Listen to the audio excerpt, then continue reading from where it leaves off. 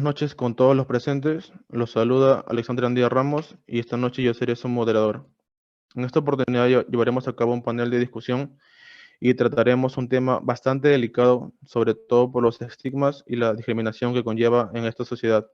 Hablaremos del VIH.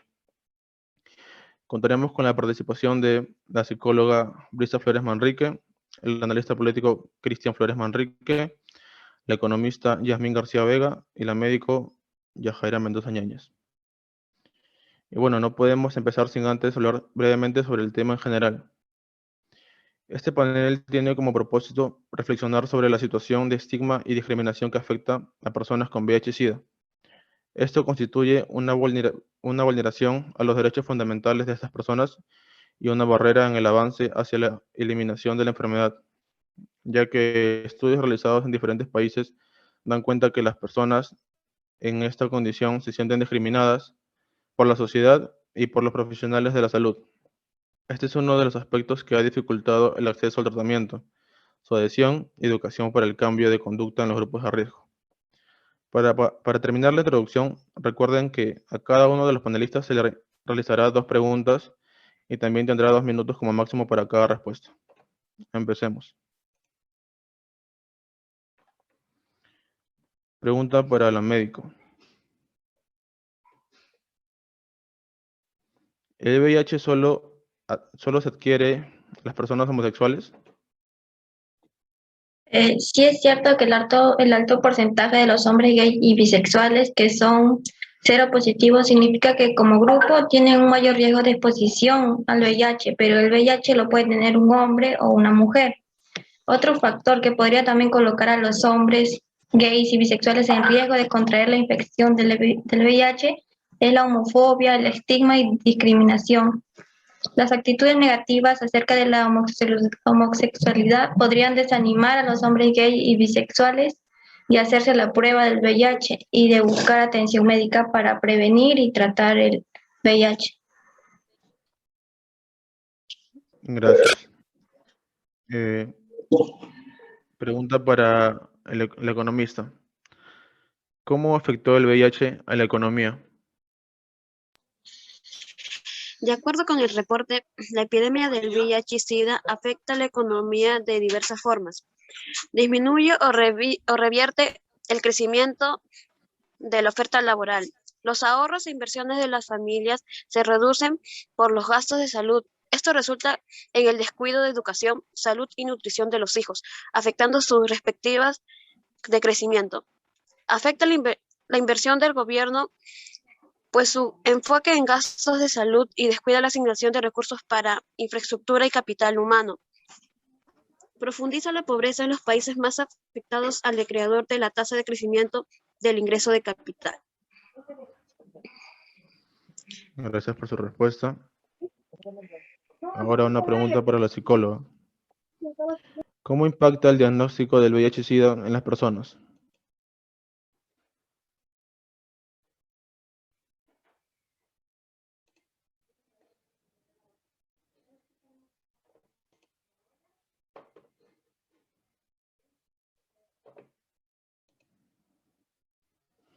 Es diferente para cada persona. Sus experiencias de vida para cada persona, en la clase social, el grupo de pertenencia, el nivel de formación y educación, el género, el acceso a la información y al tratamiento médico generan saberes específicos para enfrentar sus vivencias del diagnóstico. Relacionado con el problema de la infección por VIH, es necesario pensar primero en el individuo, la etapa del ciclo que está viviendo y las circunstancias en que se contrajo el virus. Si bien cada caso es particular, existen una serie de preocupaciones comunes en relación a tener el virus, como el estigma y la discriminación, como también hay otros miedos y preocupaciones que varían según la edad. Muchas gracias. La siguiente pregunta va para el analista político. ¿La pandemia ha dejado de lado la lucha contra el VIH y el SIDA? Sí, yo creo que la pandemia de coronavirus ha hecho que muchos de los metodiagnósticos, de la estrategia de diagnóstico y también de educación comunitaria haya quedado relegada justamente para poner prioridad a esta pandemia que ha cobrado muchas muertes. Lamentablemente, esto ha hecho que los síntomas, los sistemas de diagnóstico, el diagnóstico del VIH haya disminuido de forma significativa. Aquí en el Perú se reporta una disminución de aproximadamente 50% de las pruebas diagnósticas. Y también vemos que el COVID-19 ha impactado en la economía, y esto ha hecho que muchas personas infectadas del VIH pierdan su seguro médico, lo cual hace que vayan a confiarse en los recursos dados por los mecanismos federales, lo cual hace que las medicinas no lleguen a tiempo correcto y puedan tal vez en un momento no continuar con su tratamiento. Y esto hace que perpetúe la pandemia o la epidemia, en este caso del VIH.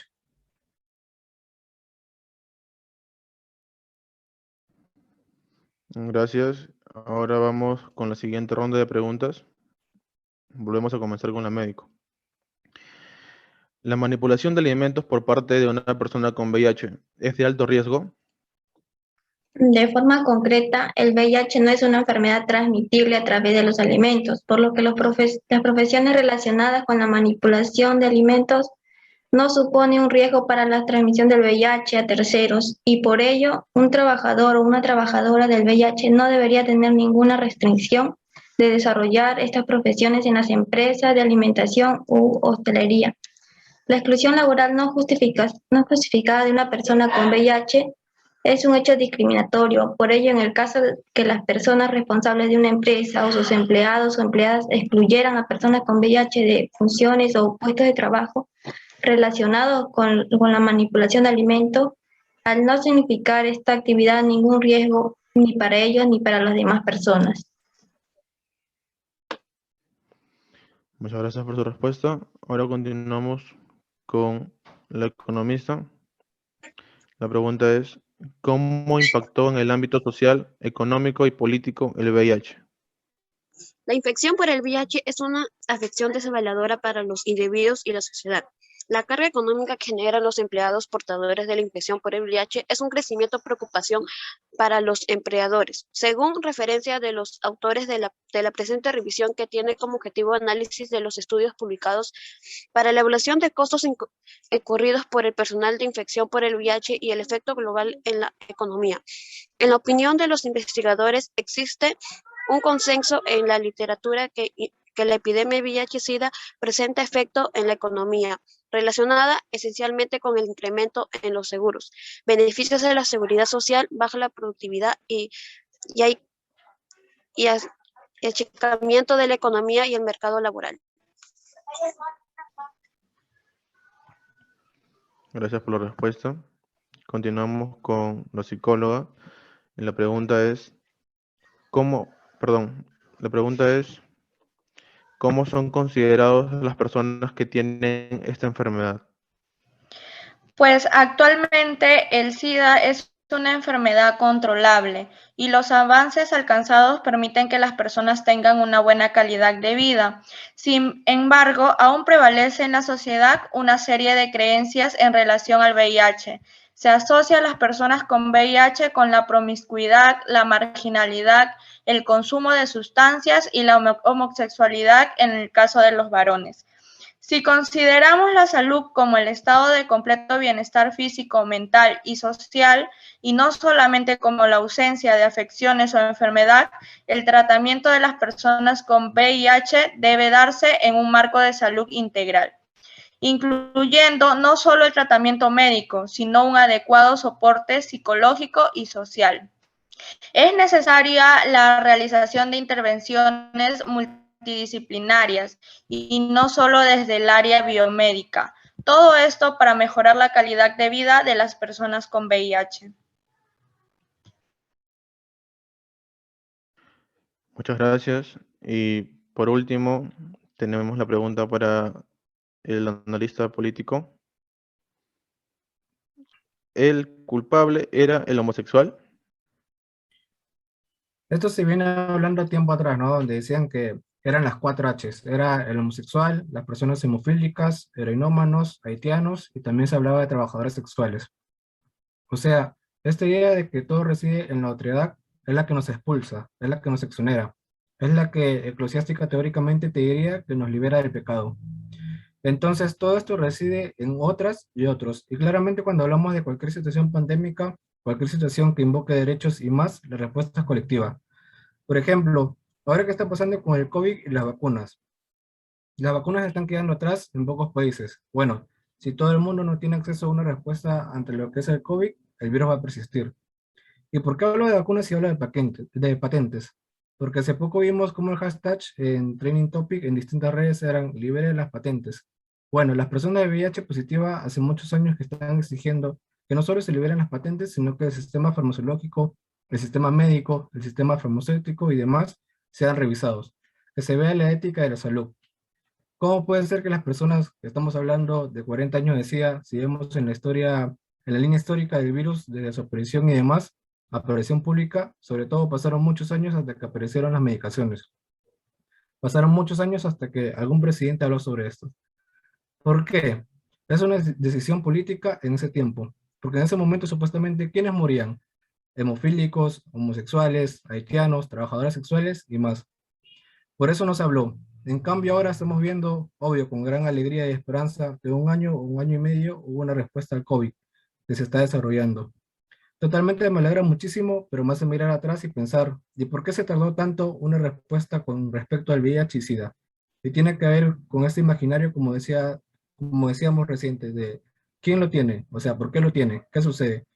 Entonces, cuando hablamos de VIH y cuando hablamos de SIDA, no estamos hablando solamente de un virus fisiológico. Literalmente estamos hablando de estructuras sociales, estamos hablando de una respuesta o quizás una no respuesta política.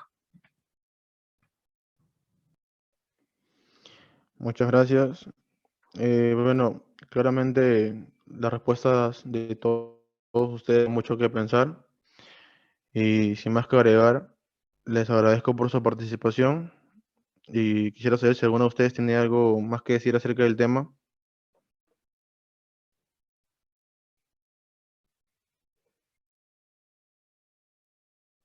No, todo está bien. Bueno, si no fuera así, eh, se les agradece a los participantes y hasta una próxima ocasión. Gracias.